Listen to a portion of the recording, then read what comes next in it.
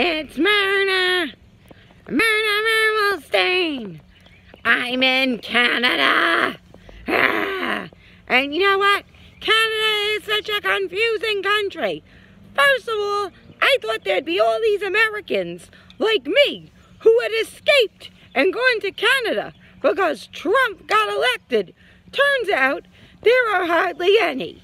I only found one person who left because of Trump. One out of hundreds that I talked to when I was out. And the other thing is, Canadian drugs are not so great.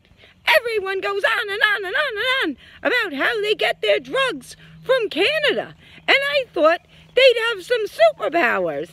Like suddenly I'd be able to run fast again. Or that my husband Artie could you-know-what for longer or something, you know? But it's just not the case. The drugs are the same as the American drugs. They're not any different. I mean, they don't have superpowers. I don't have an amazing brain now. I'm still my old forgetful self that everybody laughs at. They're not any different. And it's like weird because first they can't make up their mind on what language it is. First, when I'm in Toronto, everyone speaks English. But I took a day trip to Montreal, and then they suddenly decide to speak French. And it's like, make up your mind, people. But I guess it's better than New York. Because when I was in New York, there's so many different languages. I mean, French and English and Spanish and Russian and Chinese.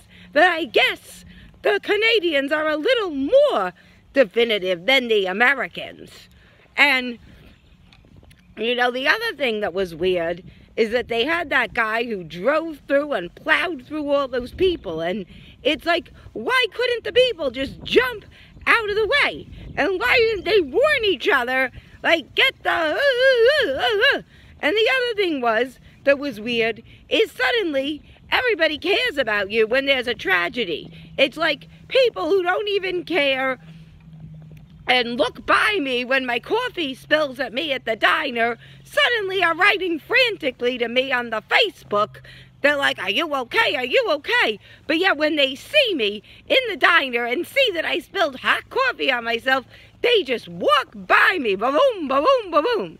But yeah, when now I might be dead, suddenly they care. And the other thing is, like, it's like if I had been killed, right, by the guy and the driver or whatever, how was I going to answer them? Would that be like the dead being able to communicate and them communicating with the dead if I was? And is that what they were trying to find out? And do they really care?